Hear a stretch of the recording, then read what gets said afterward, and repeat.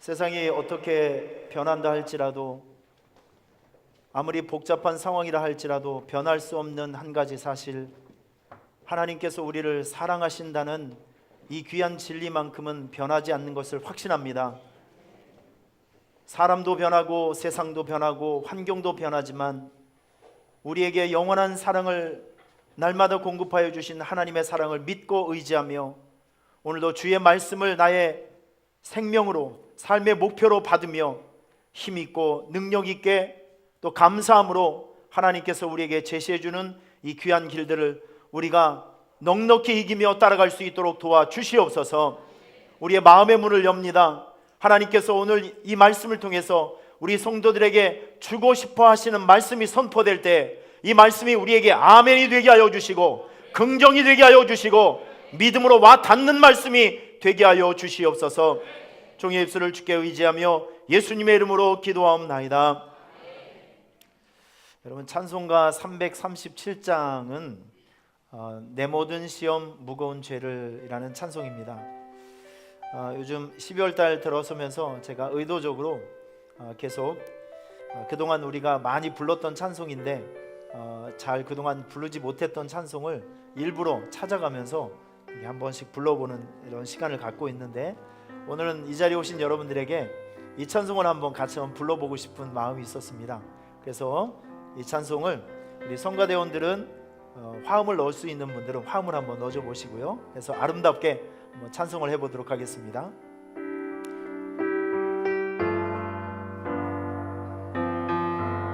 내 모든 시험, 내 모든 시험 무거운 죄를 예수 앞에 아뢰이며 근심에 쌓인 날 돌아보사 내 근심 모두 맡으시네.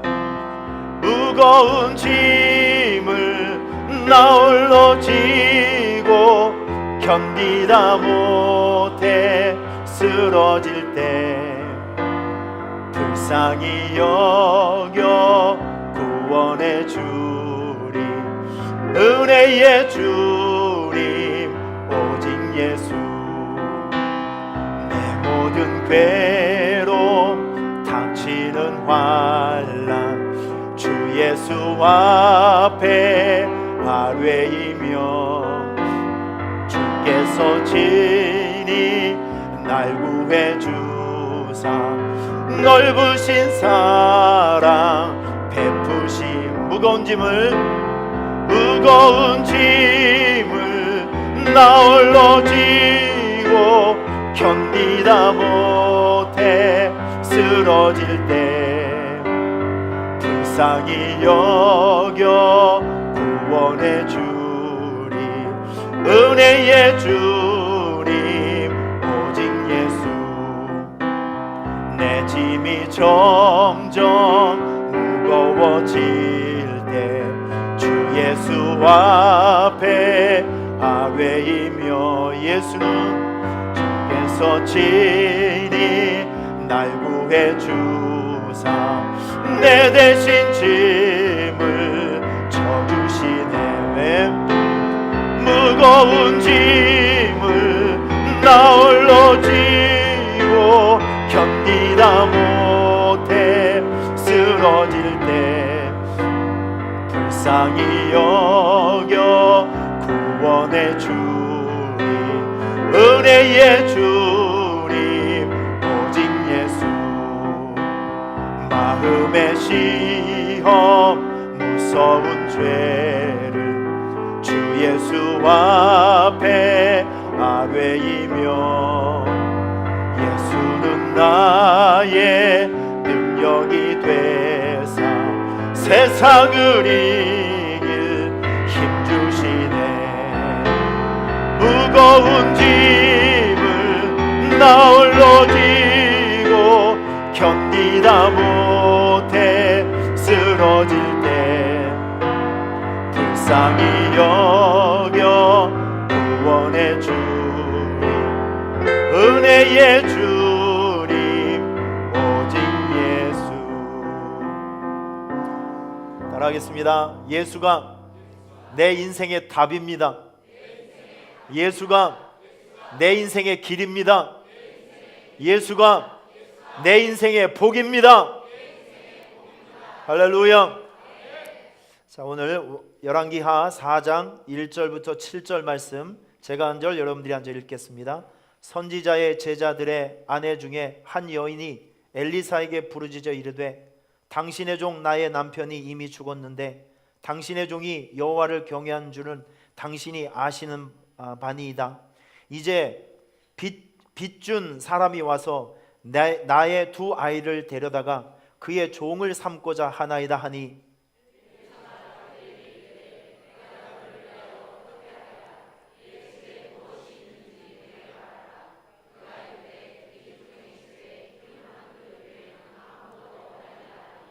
이르되 너는 밖에 나가서 모든 이웃에게 그릇을 빌리라. 빈 그릇을 빌리되 조금 빌리지 말고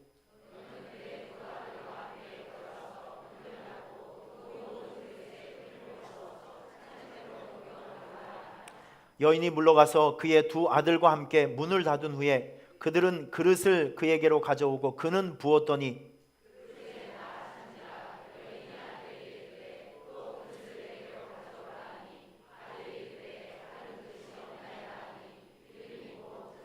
같이요. 그 여인이 하나님의 사람에게 나가서 말하니 그가 이르되 너는 가서 기름을 팔아 빚을 갚고 남은 것으로 너와 내 두 아들이 생활하라 하였더라.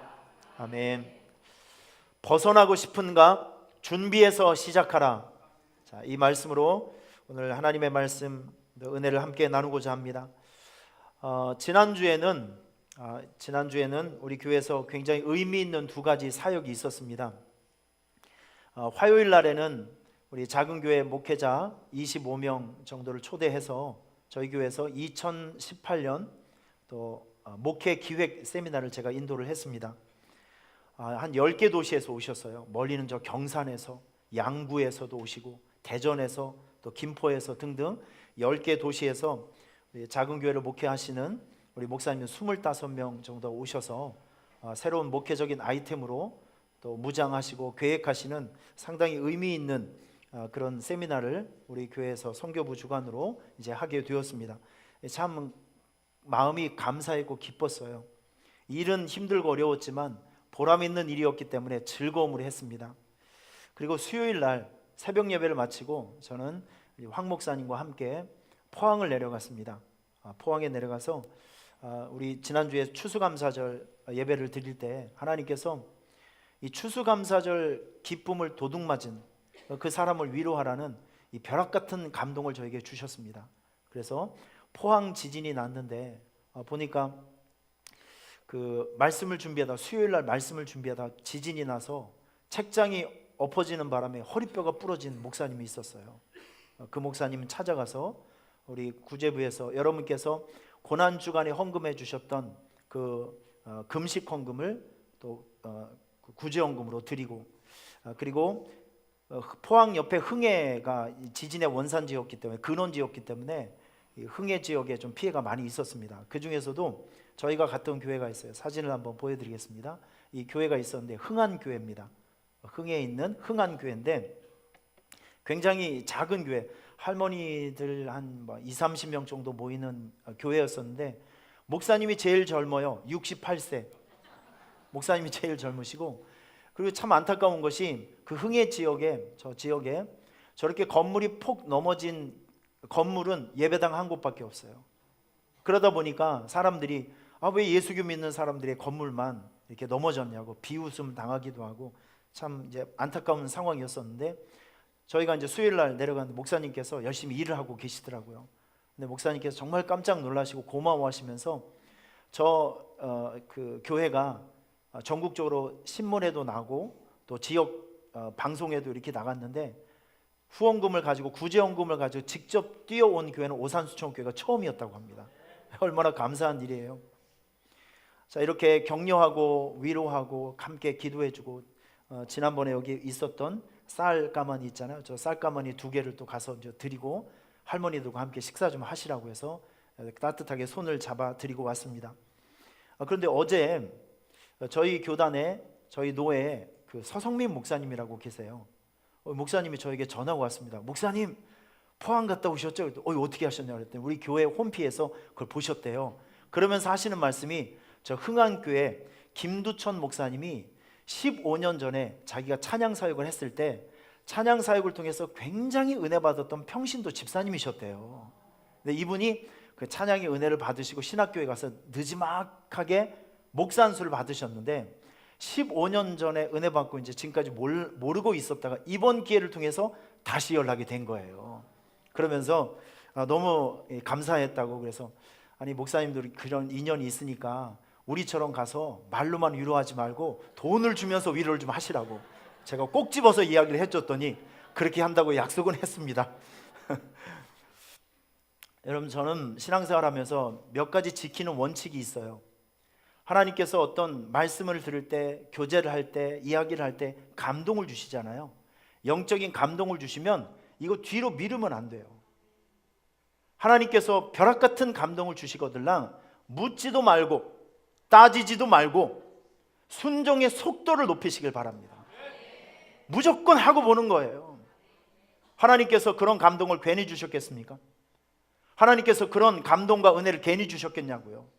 그런 감동이 어떤 사람에게 필요하니까 우리를 사용하시기 위해서 감동을 주신 거 아니겠습니까? 어떤 감동을 주시거들랑 뒤로 미루지 말고 한번 생각해 보지 말고 따지지 말고 감동이 있을 때 성령을 소멸치 말라 그랬어요. 그 감동이 이끌어주는 대로, 그 은혜가 이끌어주는 대로 순종의 속도를 높여서 즉각적으로 순종하시면서 하나님의 뜻을 적극적으로 표현할 수 있는 여러분이 되시길 바랍니다. 그래서 여러분들의 삶 속에는 행동이 있으셔야 되고 행함이 있으셔야 돼요. 잘 믿고 신앙생활 오래 했다고 생각만 해서 되는 거 아닙니다.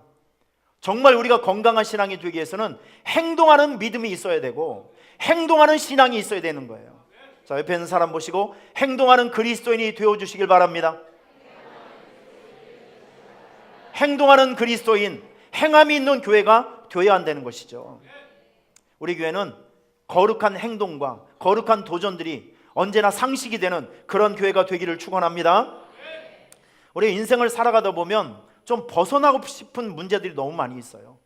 여러분, 며칠 전에 이집트에서 참 가슴 아픈 일이 생겼습니다. 사진을 보시면 기도하는 이 모스크 사원의 IS 우리 테러범들이 정말 영화의 한 장면처럼 검은 옷을 막 입고 빙 둘러서서 저 기도하는 사람들 향해서 폭탄을 던지고 자동 소총을 발사해서 기도하는 사람이 300명이 사상자가 생겼다는 거예요.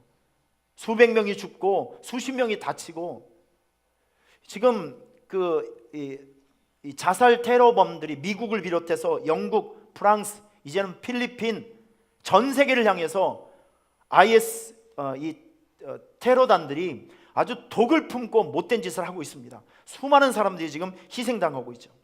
전 세계가 테러의 공포 속에 좀 벌벌 떨고 있습니다. 이 테러의 공포에서 많은 사람들이 벗어나기를 원하고, 여러분 지금 우리 북한의 북핵 문제가 상당히 세계적인 뜨거운 감자입니다. 참 이 해법도 없는 상황 속에서 우리의 머리로 지금 핵폭탄이 왔다 갔다는 그런 세상에서 우리가 지금 살고 있는 거예요. 지금 우리는 모두가 이 전쟁의 공포로부터, 위협으로부터 벗어나고 싶어 합니다.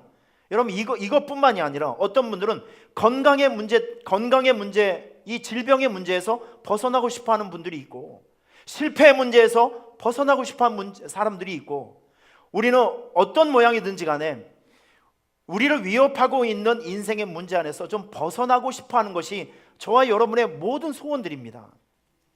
자, 그런데 오늘 본문을 보면 엘리사 선지자의 제자 한 명이 일찍 죽어버렸어요. 아주 신실하게 있었던 제자 한 명이 죽었습니다. 그 사람은 남자였어요. 가정이 있는 남자.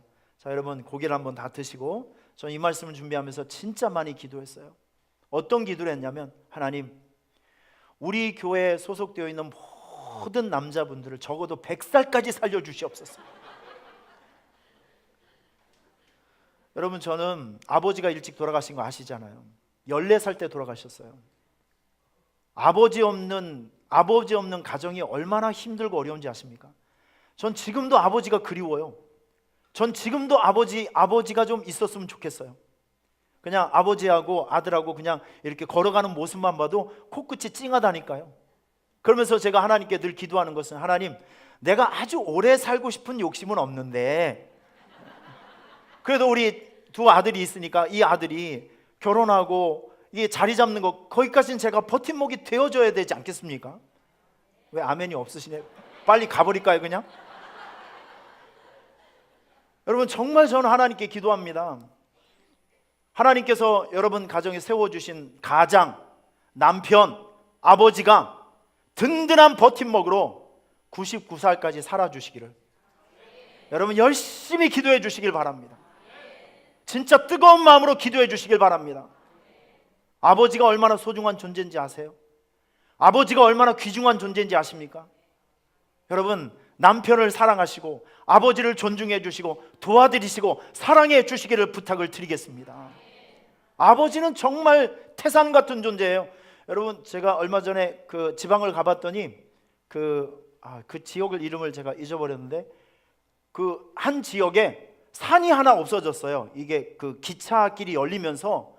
근데 그 지역 주민들이 지금 난리 났습니다. 산이 있었을 때는 겨울이 안 추웠대요. 태풍이 와도 문제가 없었고 바람이 불어도 문제가 없는데 이거 기차길이 열리면서 산이 하나가 없어졌더니 추워서 못 살고 바람 불어서 못 살고 난리가 난 겁니다. 여러분, 아버지는 방패입니다. 아버지는 든든한 버팀목이에요.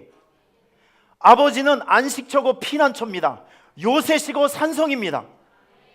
그 아버지 밑에서 우리가 안전하게 제잘거리며 놀기도 하고 뛰어놀기도 하는 거예요. 오늘 이 자리에 계신 모든 아버님들, 책임지고 99세까지 열심히 살아주시고 건강하게 살아주시길 부탁을 드리겠습니다. 할렐루야. 자, 옆에 있는 남자분 비슷하게 생기신 분 한번 쳐다보시면서 자, 큰 축복으로 외쳐주시길 바랍니다. 당신이 큰 용사입니다. 여러분, 잠깐만요. 제가 웬만해서 안 나가려고 하는데 이게 중요한 말씀이라 그래요. 여러분, 그냥 듣지 마시고요, 진심으로 얘기해 주세요. 옆에 있는 남자분 한번 째려보시면서 당신이 우리 가정의 기둥입니다. 좀 더 큰 소리로요. 당신이 우리 교회 기둥입니다. 당신은 큰 용사입니다. 자, 더 큰 목소리로 사랑하고 축복합니다. 자, 뒤에 있는 분에게 사랑하고 축복합니다. 오늘 우리 교회에 오신 모든 남자분들, 집사님들, 장로님들, 안수집사님들, 아버지, 그리고 남편, 가장 여러분, 하나님 앞에 날마다 기도하시길 바랍니다. 남편 역할 잘 감당하고 아버지 역할 잘 감당하고 떳떳하고 자랑스러운 아버지, 멋진 남편, 아버지가 되어서 가정과 교회의 큰 인물로 쓰임받게 해달라고 기도해 주시길 바라며 건강하시기를 바라며 한 사람도 아파서 오랜 횟수를 못 누리고 먼저 가는 반칙을 범하는 사람이 없기를 바랍니다. 하여튼 99세까지예요. 여러분, 저는 이제 사역을 하면서 이 축복 기도에 대한 확신이 있어요. 제가 어떤 집에 우리 집사님 가정이 남편이 65 정도밖에 안 돼요. 부인도 비슷하고 제가 그 아이 매일 기도해줘. 하나님, 이 아이 85까지 자라게 하여 주시옵소서. 씨가 그런데 어떻게 자랄까? 그래도 믿음을 가지고 있어요. 얼마 전에 만나요. 그놈이 83으로 커 있더라고요. 아이고, 얼마나 감사한지. 2cm 남았는데 지금은 안 자랄 것 같아요. 이제 20 몇 살이 됐으니까. 하여튼 우리 교회에 계신 모든 남자분들께서는 무병장수하시며 하여튼 능력 있고 신실하게 하나님의 오른손에 붙들려 크게 쓰임받고 존중받는 아버지, 인정받는 가정이 될 수 있기를 축원합니다. 이 엘리사 제자 중에 남편이 일찍 죽어버렸잖아요. 그러다 보니까 남편이 혼자 가는 것도 억울하지만 가정에 빚을 남겼습니다. 빚을 못 갚으니까 이제 돈을 빌려준 사람이 그 가정에 찾아와서 두 아들을 노예로 잡아가려고, 종으로 잡아가려고 지금 그런 상황입니다. 얼마나 급박합니까? 지금 돈을 갚지 못하면 내 아들이 종으로 팔려갈 수 있는 상황이에요. 이 엄마가, 여자는 약해도 엄마는 강합니다. 내 생떼 같은 새끼를 뺏어가려고 하니까 눈에 뵈는 게 없는 거죠. 그래서 엘리사 선지자에게 찾아와서 이 문제를 해결해 달라고. 지금 돈 안 갚으면 내 생떼 같은 내 새끼들이 지금 종으로 팔려가게 됐으니까 당신 책임지라고, 이거 문제를 해결해 달라고 심각하게 지금 와서 얘기를 하고 있는 것입니다. 여러분, 지금 이것은요 굉장히 현실적인 이야기입니다. 돈이 있어야 풀릴 수 있는 문제예요. 그런데 오늘 저는 이 말씀을 깊이 묵상을 하면서 이 말씀 속에서 굉장히 제가 깨달은 것이 무엇이냐면, 오늘 본문을 보면 엘리사 선지자가 돈의 문제를 경제의 원리로, 장사의 원리로, 사람의 수단과 방법으로 해결하는 것이 아니라 하나님께서 주신 영적 권세를 가지고 해결하는 모습을 우리가 발견할 수 있어요. 여러분, 그러니까 우리가 벗어나고 싶어하는 인생의 문제를 영적인 문제로 해결할 수 있다니까요. 오늘 여러분들 이것이 희소식이 될 수 있기를 축원합니다. 돈의 문제가 영적인 문제로 풀릴 수 있다. 세상의 문제가 하늘의 법칙으로 풀릴 수 있다. 여러분, 이것을 힌트를 받으시고 이런 것을 지혜를 얻을 수 있기를 축원합니다. 사람들은, 세상 사람들 이거 몰라요. 세상 사람들은 과학성과 또 과학적인 기초와 이론, 상식을 믿고 있는 사람들이기 때문에 세상의 문제를 영적 지혜로 풀 수 있다, 세상의 문제가 하나님 나라의 법칙으로 풀릴 수 있다, 여러분 이것을 믿을 수 있는 사람은 아무도 없습니다. 제가 몇 가지 예를 한번 들어볼게요. 이 믿음의 세계는 합리적인 세계가 아닙니다. 이해를 하시길 바랍니다. 여러분, 믿음의 세계에는 기적이 있습니다. 여러분, 기적을 믿습니까? 지금도 기적이 일어나요. 하나님의 세계에는, 영적인 세계에는 그보다 더한 일들이 생겨질 수 있습니다. 하나님의 능력은 인간의 상식을 초월해요. 사람의 수단과 방법을 초월합니다. 이게 하나님의 능력이라는 것이고, 믿음의 비밀이 바로 여기 있는 것이고, 믿음의 세계, 영적인 세계는 신비입니다. 합리성으로 증명이 될 수 없는 것, 과학적인 이론에 의해서 증명될 수 없는 사건들과 사실들이 매일 일어나고 있는 것이 믿음의 세계입니다. 문둥병자였던 나아만 장군이 요단 강물에 7번 들어갔다 나왔더니 그가 살이 어린아이같이 깨끗하여졌대요. 여러분, 이거 의학적으로 증명할 수 있습니까? 이거 의학적으로 증명이 되냐고요. 요단 강물에 무슨 약이 풀어져 있겠습니까? 요단 강물에 무슨 신비로운 어떤 의학적인 근거가 있습니까? 그런데 성경을 이야기합니다. 나아만 장군이 요단 강물에 7번 들어갔다 나왔더니 피부가, 문둥병이 치료되고 그 몸이 어린아이같이 깨끗하여졌더라. 사실로 지금 나오고 있습니다. 여러분, 보리떡 5개와 물고기 2마리가 무려 5,000명을 먹이고 12광주리가 남았대요. 이거 하나 띄워주면 또 하나가 생기고, 이건 물리적인 법칙에는 있을 수가 없는 일입니다. 하나를 주면 내 손에 없어야죠. 그런데 하나를 주면 또 하나가 생기고, 하나를 주면 또 하나가 생기는 것이 믿음의 법칙이라는 것이죠. 이건 과학적으로 증명이 안 되는 것입니다. 더 황당한 것이 있습니다. 여러분, 예수님이 물 위를 걸으셨대요. 사람은 물 위를 걸을 수가 없는 존재입니다. 예수님은 인간이 만들어놓은 과학적인 체계, 사람이 만들어놓은 이 상식, 그 위를 걸으신 분, 다시 말해서 예수님은 물 위를 걷는 모습을 보여주면서 나는 이 세상에 온 인간의 몸을 입고 온 하나님이다 라는 것을 우리에게 보여주는 것이죠. 지금도 기적은 일어납니다. 여러분, 가나안에서 가장 견고하고 큰 여리고성이 이스라엘 백성들이 돌고 난 다음에 무너져라! 고 외치니까 이게 완전히 우르르 무너졌어요. 여러분, 이것을 과학적으로, 상식적으로 어떻게 증명할 수 있겠습니까? 그런데 기적은 지금도 일어나고 있습니다. 하나님의 세계에서, 믿음의 세계에서, 영적 세계에서 기적은 지금도 일어나고 있다는 것입니다. 여러분들은 기적을 믿으시길 바랍니다. 하나님의 초월적인 역사를 믿으시기를 축원합니다. 여러분, 지난주에 우리 손은미 집사님, 이 개인이 큰 병원을 상대로 해서 소송에서 이기는 것은 기적입니다. 이건 거의 불가능한 일이에요. 그런데 하나님께서 그 힘들고 어려운 상황 속에서 쓴물 속에 예수가 들어가면 단물이 나옵니다. 여러분, 믿으십니까? 우리 손 집사님의 기가 막힌 상황과 현실 속에 하나님께서는 긍휼의 옷을 입혀주시고 배려해 주시고 함께 해주셔서 그 어렵고 힘든 3년 3개월의 재판 과정에서 이기게 해주셨어요. 완벽한 승리를 거두게 해주셨습니다. 지금도 기적은 일어나고 있습니다. 저는 우리 교회를 이제 늘 왔다 갔다 하면서 2층에 붙어 있는 아프리카 우간다에 건축한 그런 건축 교회들 학교를 전 유심히 봅니다. 여러분, 사실 이거는 우리 교회 프로그램에 없었던 일이에요. 우리가 어떻게 아프리카에 가서 지금 교회를 14개를 세울 수가 있으며 학교를 어떻게 우리가 우리 실력에 우리 상황에서 어떻게 그런 일들을 감당할 수 있었을까요? 이건 우리의 생각과 사상, 우리의 계획은 전혀 아니었었지만 하나님께서 쓴물 같은 우리의 삶 속에 들어오셔서 소망을 품게 하시고 길을 열어주시고 환경을 열어주시고 사람들을 일으켜 세워주셔서 하나님의 수단과 방법으로 그 일을 이루고 계시는 것입니다. 기적은 지금도 일어나고 있습니다. 여러분, 지금 우리 비전센터를 보세요. 이거는 우리의 상식 밖에 있는 일이었습니다. 꿈도 꿀 수 없는 일들이었었고 우리 상황에서 너무나도 과분한 일이었죠. 그런데 하나님께서 생각을 주시고 꿈을 주시고 사람들을 붙여주시고 필요에 따라서 물질을 붙여주셔서 하나님께서 저런 멋진 미래의 축복을 담을 수 있는 그릇을 우리에게 주셨습니다. 여러분, 지금도 기적은 일어나고 있습니다. 믿습니까? 여러분, 우리 교회 제가 공동회를 계속 준비하고 있는데 자료를 보니까 올해 여러분 감사하시길 바랍니다. 우리 교회 새롭게 등록하신 분들이 102명이 등록했어요.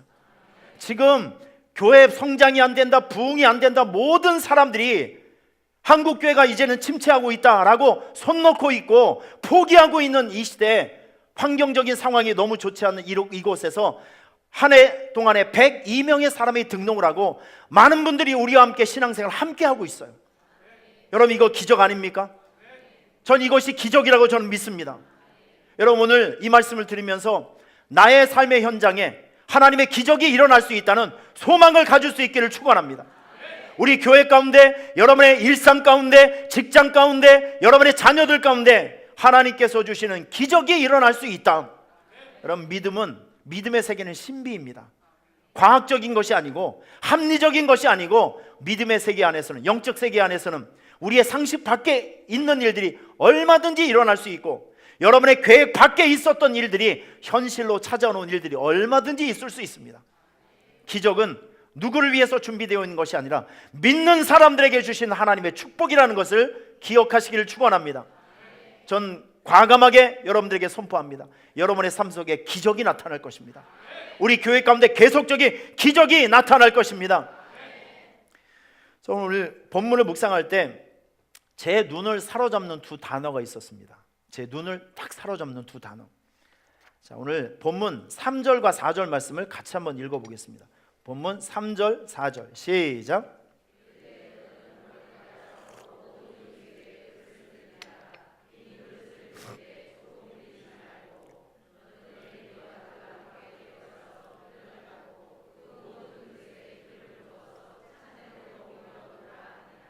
지금 3절에 보면 그릇이란 단어가 나오고 4절에 보면 기름이란 단어가 나옵니다. 제가 이 말씀을 여러 번 묵상하면서 계속 마음속에 감동이 되었던 것은 이거예요. 그릇과 기름. 그릇과 기름. 오늘 말씀의 핵심은 이것입니다. 그릇과 기름. 자, 이 그릇과 기름 이 두 가지는 과부의 빈 문제를 해결해 줄 수 있는 돈줄, 생명줄입니다. 둘 중에 하나만 있어도 안 돼요. 기름만 있어도 안 되고 그릇만 있어도 안 돼요. 그릇이 없으면 기름을 어떻게 담을 수 있으며 그릇만 있고 기름이 없다면 어떻게 그 기름을 팔아서 돈을 만들 수 있겠습니까? 이 기름과 그릇은 함께 있어야 열매가 나타나는 바늘과 실과 같은 그런 존재이죠. 여러분, 그릇이라고 하는 것은 어떤 것을 담을 수 있는 것. 이 컵이 여기 있네요. 컵은 물을 담는 것입니다. 뭔가를 담을 수 있는 도구, 그것이 그릇이죠.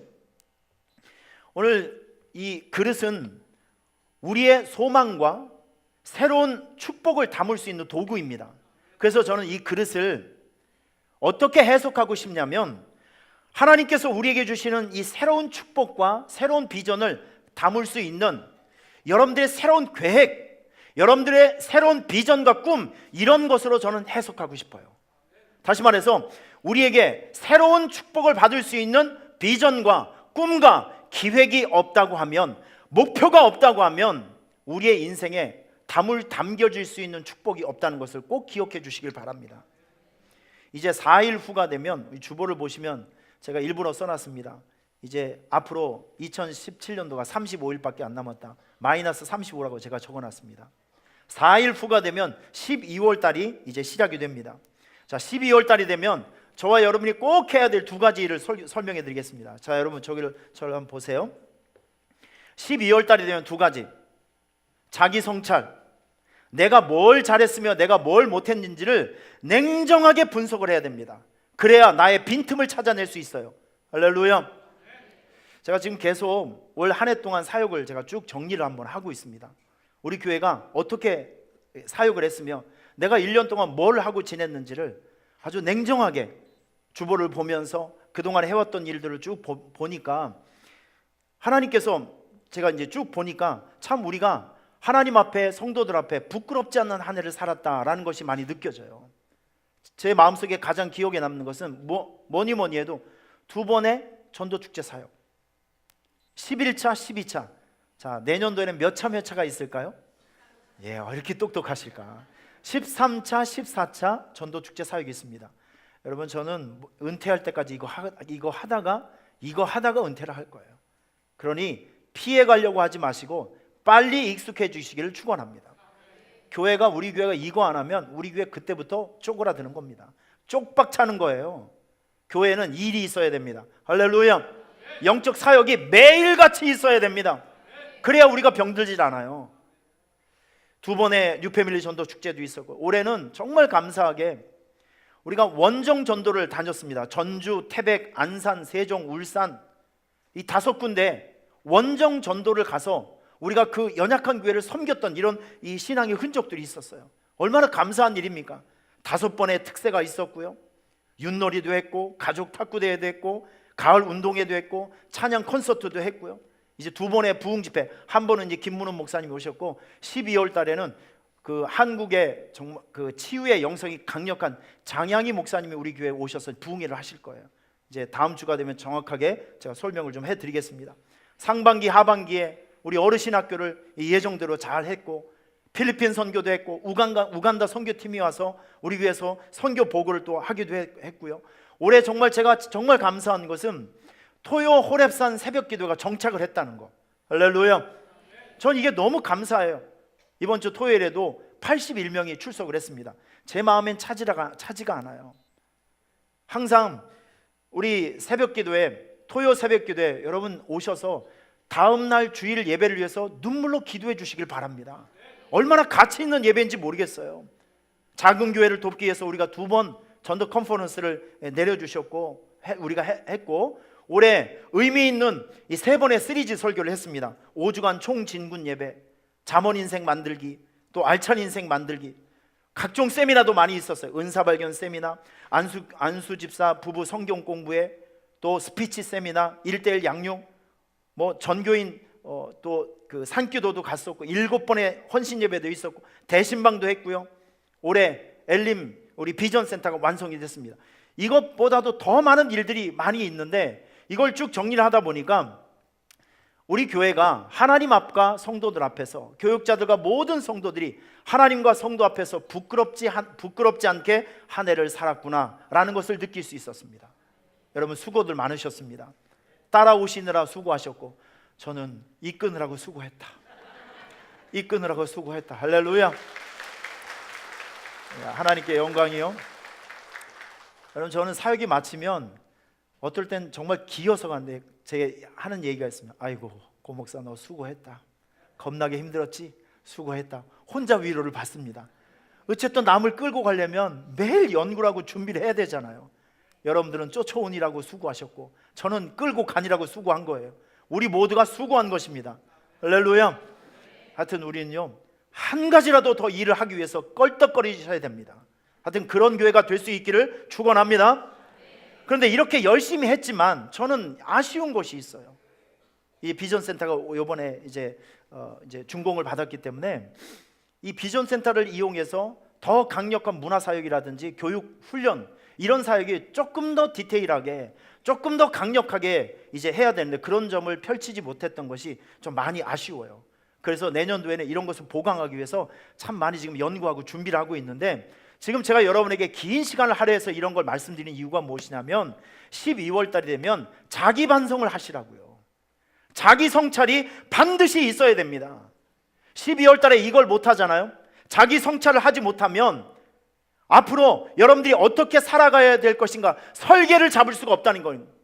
설계를 하지 못하고 계획을 하지 못하고 기획을 하지 못하면 올해 같은 한 해가 또 이어질 수 있고, 그러니까 발전이 없고 변화가 없고 성숙함이 없는 그저 그런 한 해가 또 될 수 있다는 것이죠.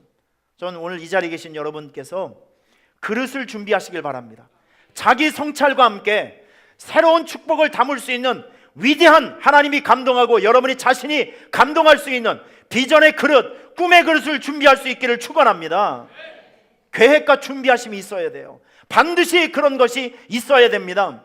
저는 여러분들에게 갈렙에게 있었던 헤브론의 비전들이 여러분에게도 늘 있기를 축원합니다. 갈렙은 45년 동안 자나깨나 헤브론의 비전을 가지고 살았어요. 자나깨나. 민수기 14장에서 하나님께서 믿음을 지킨 갈렙에게 헤브론 땅을 약속해 주셨잖아요. 그는 45년 동안 헤브론을 단 한 시간도 잊지 않았습니다. 자나깨나 일어나서 헤브론, 나의 꿈은 헤브론, 나의 꿈은 헤브론 하면서 꿈을 품고 살아갔더니 하나님께서 그에게 꿈의 동산 헤브론을 점령할 수 있는 기회와 찬스를 주시는 것입니다. 여러분, 바라봄이 있어야 열매가 생깁니다. 꿈이 있어야 현실이 생깁니다. 하나님께서 한 사람을 축복해 주실 때 반드시 먼저 주시는 것은 말씀을 주십니다. 그리고 메시지를 주시고 비전을 주시고 목표를 주시고 꿈을 주시는 거예요. 우리는 꿈이 없으면 망하고 비전이 없으면 방황하게 되어 있습니다. 올 12월 달에 내가 무엇을 잘했는지 잘못했는지 자기 성찰이 냉정하게 있으시고 난 다음에 내가 내년도에는 어떻게 살아가야 될 것인가, 여러분 이런 비전과 구체적인 계획과 삶의 기획들이 여러분의 삶 속에 반드시 있기를 축원합니다. 자, 한번 따라하겠습니다. 오른손 한번 들어보시고요. 하나님 100, 다시요. 하나님 100, 사람 100. 요런 마음을 가지고 사세요. 기도만 한다고 해서 되는 게 아니에요. 여러분, 하나님은 구체적인 꿈과 비전을 가지고 있는 사람에게 함께 해주십니다. 열매가 생기는 걸 보면 눈에 보이지 않는 뿌리가 있는가 하면 눈에 보이는 부분이 있어요. 영적인 부분이 있지만 육신적인 부분도 있고 세상적인 것이 있지만 영적인 것이 있습니다. 여러분의 삶 속에 건강한 열매를 거두기 위해서는 우리가 비전과 꿈과 기도로 준비된 것이 있어야 돼요. 하나님은 그것 위에 하나님의 은혜를 덮으셔서 열매를 만들어 주시는 것입니다. 하나님 100, 사람 100입니다. 이런 마음을 가지고 올 12월 달을 자기 성찰과 미래 설계를 잘 하면서 살아가는 여러분이 될 수 있기를 축원합니다. 자, 이제 기름이 문제입니다. 기름은 좀 더 노골적으로 표현해 보면, 이 과부의 입장에서 보면 기름은 돈의 문제입니다. 현실의 문제고 돈의 문제라는 것이죠. 인생의 문제를 아주 구체적으로 해결할 수 있는 도구, 이것이 바로 기름이라는 것이죠. 근데 이 기름은 내가 아무리 갖고 싶어도 내가 만들 수 있는 게 아니에요. 누군가 줘야 되는 거예요. 여러분, 오늘 본문에 보면 이 과부가 스스로 기름을 만든 거 아니잖아요. 엘리사 선지자를 통해서 공급받은 선물입니다. 다시 말해서 여러분, 우리에게 현실적인 열매, 현실적인 축복이 있기 위해서는 기름이 쏟아 부어져야 돼요. 기름은 내가 만드는 것이 아니라 하나님께서 주시는 축복입니다. 하나님께서 주신 축복. 자, 이제 우리 오늘 본문 5절 6절 말씀 한번 읽어보겠습니다. 본문 5절 6절 시작.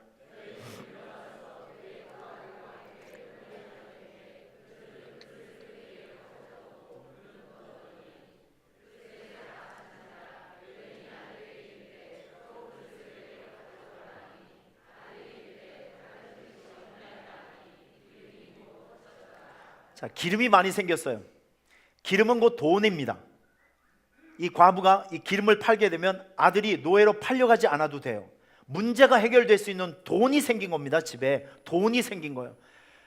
이제 우리 성도님 여러분 가정에 저는 항상 제가 기도의 제목이 있는데, 가난이란 두 글자가 예수의 이름으로 사라지기를 축원합니다.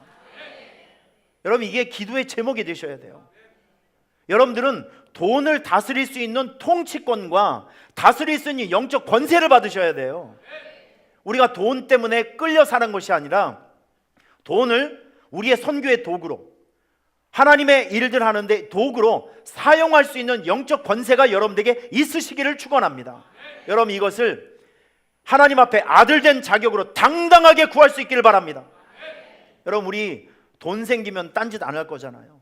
선교하고 전도하고 세상을 살리고 세상을 아름답게 교회를 섬기는 일들에 우리는 돈의 사용처가 분명한 사람들입니다. 저는 그래서 여러분들에게 돈이 붙기를 축원합니다. 여러분들이야말로 세상의 물질을 다스리고 통치할 수 있는 통제권과 통치력이 있으셔야 돼요. 내년 한 해 동안에는 하나님께 이 문제를 가지고 씨름해 주시길 바랍니다. 하나님께서 붙여주시면 돼요. 하나님께서 붙여주시면 된다니까요. 오늘 이 기름은 하나님께서 주신 선물이에요. 구하는 자에게 주실 것입니다. 간구하는 자에게 하나님께서 붙여주실 거예요. 지난 화요일 날 아까도 말씀드렸지만 10개 도시에서 25명 정도의 우리 목사님께서 오셨어요. 자, 이런 것을 꿈꿨던 이유가 무엇이냐면, 이제 자기만의 세계에서 갇혀져 있는 사람들은요, 새로운 인풋이 없으면 아웃풋이 없다니까요. 새롭게 들어오는 정보가 없으면 자기 한계를 뛰어넘을 수가 없는 거예요.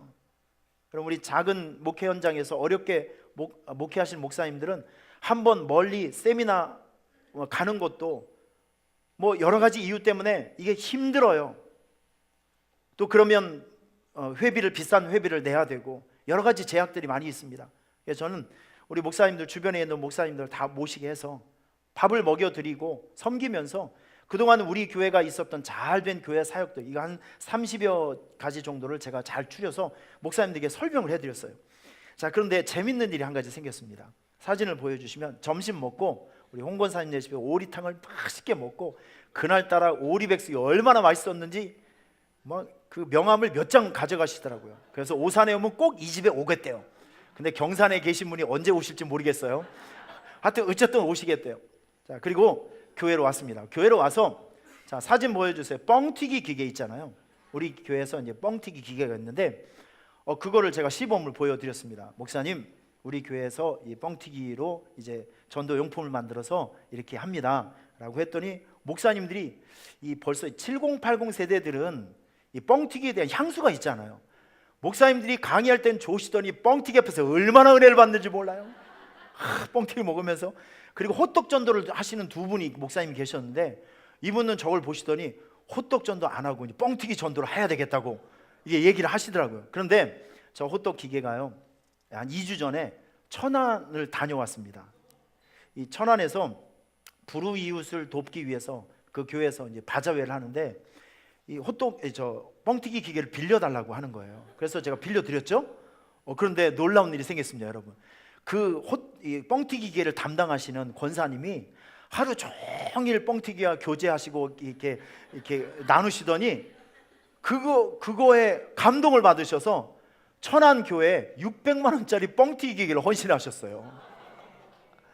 우리 교회는 250만 원짜리거든요. 근데 그거보다도 훨씬 더 이쁘고 세련되고 빨리 나오는 거, 그리고 케이스까지 다 있는 거. 이거 보니까 얘는 쌀만 부으면 지가 혼자 막 이 물건을 만드는데, 호떡을 만들려면 뭐 사람이 열댓 명 들러붙어 갖고 골치 아프거든요. 그래서 우리 권사님께서 이걸 가만히 보니까 우리 교회에 참 도움이 되겠다 하면서, 이분이 건축업을 하시는 분인데 600만 원짜리 이 뻥튀기 기계를 헌신하셨어요. 이번 주에 이제 배달이 왔다고 목사님께서 성은이 만극합니다 라고 저에게 전화가 오셨더라고요. 언제 그 집에 가서 뻥튀기를 한번 먹어야 되겠네요. 어쨌든 감사한 것이, 이번 세미나에 오셔가지고 여러분들이 쓰신 전도서 쓰신 거 사무실에 있으니까 얼른 가져가세요. 지난주에 이걸 전시회를 또 했습니다. 저기서 그랬더니 많은 목사님께서 도돈 받으시고 은혜 받으시는 거예요. 그래서 저에게 두 교회가 벌써 연락이 왔어요. 목사님, 다음 주부터 우리 교회 5주간 전도서 시리즈 설교하고 전도서 쓰기를 했다는 거예요. 할렐루야. 여러분, 우리 교회가 선한 영향력을 좀 주고 있다는 거 얼마나 감사한 일입니까?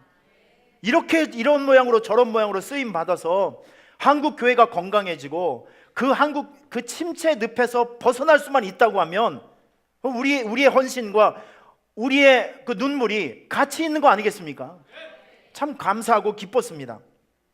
많은 목사님들이 이런 새로운 아이템하고 목회적인 정보를 가지고 가셨어요. 이제 기대하는 것은 내년도의 목회가 달라질 것입니다. 내년도의 교회가 달라질 것입니다. 할렐루야. 여러분, 우리가 하나님으로부터 뭔가를 받아야 우리는 새 것이 나올 수 있다니까요. 저는 여기서 기름을 여러분들에게 말씀과 성령의 불로 해석하고 싶어요. 여러분, 저는 항상 생각할 때 우리의 이 쓴물 같은 인생 속에 예수가 들어오고 말씀이 들어오면 본질적인 변화가 생긴다. 여러분, 저 이거 믿습니까? 우리의 쓴물 같은 인생 속에 말씀이 들어오고 말씀이라는 기름이 들어오고 성령의 불이라는 기름이 들어오면 여러분의 삶 속에 거룩한 변화가 생긴다니까요. 최경주 선수 아시죠, 여러분? 이 최경주 선수는 정말 우리 대한민국의 정말 훌륭한 사람입니다. 이 전라도 어디입니까? 완도 출신이잖아요. 이분 아시지만 체격도 굉장히 작아요. 근데 타고난 그 신체적인 골격이 아주 뼈가 튼튼하고 굉장히 운동을 잘 힘이 셉니다. 하여튼 천하장사예요. 그래서 중학교 다닐 때 선생님이 가만히 보니까 얘는 좀 특별한 것 같아요. 그래서 불러다가 역도부에서 역도 선수를 만들려고 하다 보니까 다른 분이 골프를 가르쳤습니다. 그 완도에서. 그래서 여러 가지 우여곡절 끝에 서울에 올라가서 골퍼가 됐는데 PGA, 이게 이제 전 세계 별들의 전쟁이 있는 미국 본토에 가서 합격이 된 거예요. PGA 선수 그 프로 테스트에 통과가 되면서 이분이 이제 PGA 선수로 이제 활동을 하게 되는데, 여러분, 저 운동을 하다 보면 저 유럽 사람들과 미국 사람, 중동 사람들 뼈하고 부딪혀 보잖아요. 저는 축구를 할 때 그 외국 사람 부딪혀 보면 쟤네는 이 뼈가 우리하고 골격이 달라요. 완전히 다릅니다. 완전히. 우리 동양인으로서는 도저히 나올 수 없는 파워가, 저 빵 먹고 자란 사람, 고기 먹고 자란 사람은 이 DNA 구조가 달라요. 자기가 한국에서 아무리 날고 기는 최경주를 할지라도 가서 보니까 날아가는 야두수가 다르고 이게 완전히 다른 거예요. 아무리 기를 쓰고 노력해도 1등으로 올라갈 수 있는 방법이 안 보이는 거예요. 낙심천만 어느 날, 이제 보통 PGA 경기는 4일 동안 하거든요. 3일째 되던 날 완전히 망해버렸어요. 그래서 이 최경주 선수가 결혼을 해서 예수를 믿었거든요. 그런데 부인이 아주 신실한 그리스도인이에요. 그래서 늘 기도해주고 믿음으로 뒷받침을 잘 해줬는데, 어느 날 이분이 세 번째 날 마치고 너무 낙심이 돼서 가까운 교회 가서 펑펑 울면서, 하나님, 나 이거 계속 해야 되냐고, 내가 내 힘으로는 뛰어넘을 수 없는 한계가 나에게 있는데 내가 이거 어떻게 했으면 좋겠냐고 막 눈물로 기도하는데 하나님께서 벼락 같은 말씀이 들린 거예요. 그의 마음속에 어떤 말씀이냐면, 너희가 나를 택한 것이 아니오 내가 너희를 택하여 세웠나니 이는 너희로 가서 열매를 맺게 하려 하십니다. 내가 너를 택한 것이지 네가 나를 택한 것이 아니다. 내가 너를 한국에서 불러서 여기까지 세워주셨는데 이곳에 불러준 이유는 너에게 줄 축복이 있기 때문이다. 여러분, 이 말씀을, 벼락 같은 말씀을 그에게 주신 거예요. 여러분, 이 말씀 때문에 그가 마음의 상처를 치유받은 거예요. 절망감을 극복한 거예요. 아, 하나님께서 나를 불러주셨구나. 하나님께서 나에게 여기서 받을 축복이 있기 때문에 나를 여기로 불러주신 것이구나. 하나님의 말씀이 들어오면 우울한 마음이 사라집니다.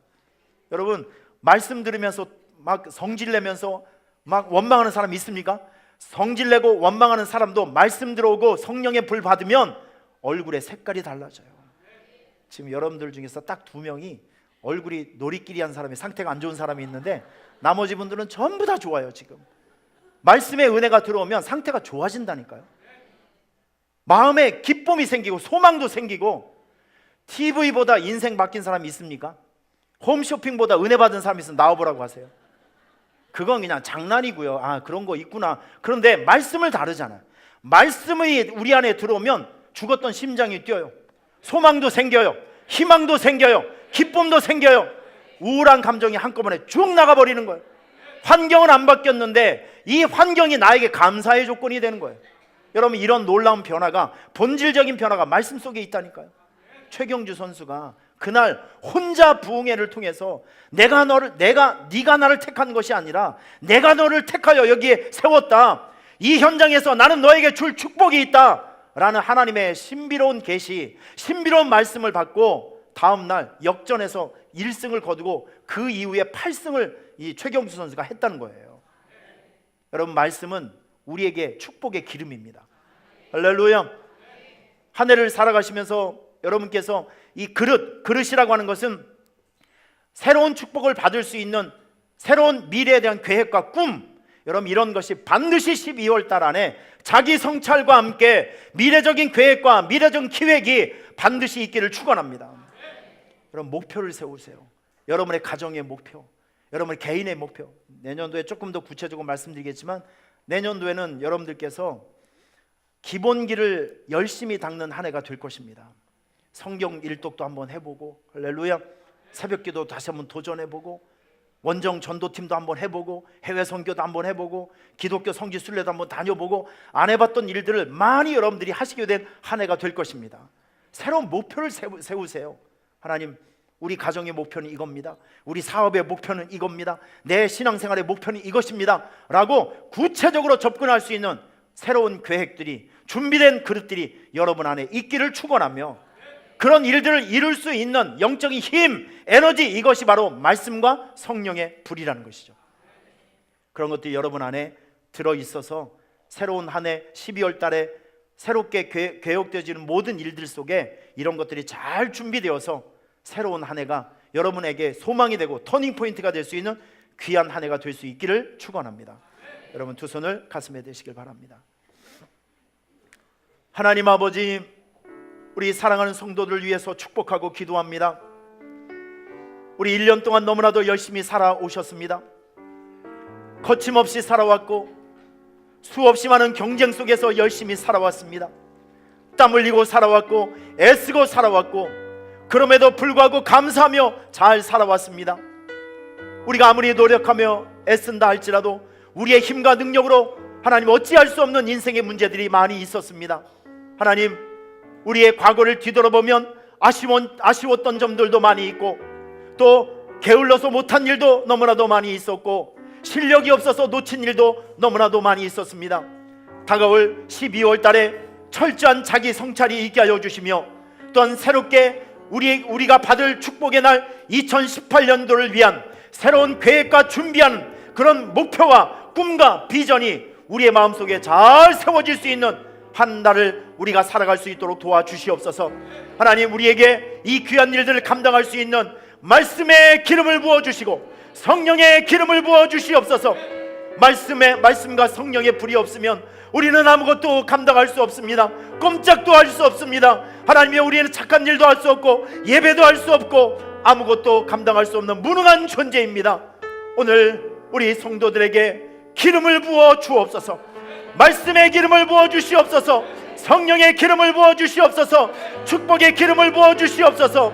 그래서 그 축복의 기름을 가지고, 말씀과 성령의 기름을 가지고 우리의 맡겨진 삶의 현장에서 충성하고 애써 좋은 열매를 많이 거둘 수 있는 은혜를 베풀어 주옵소서.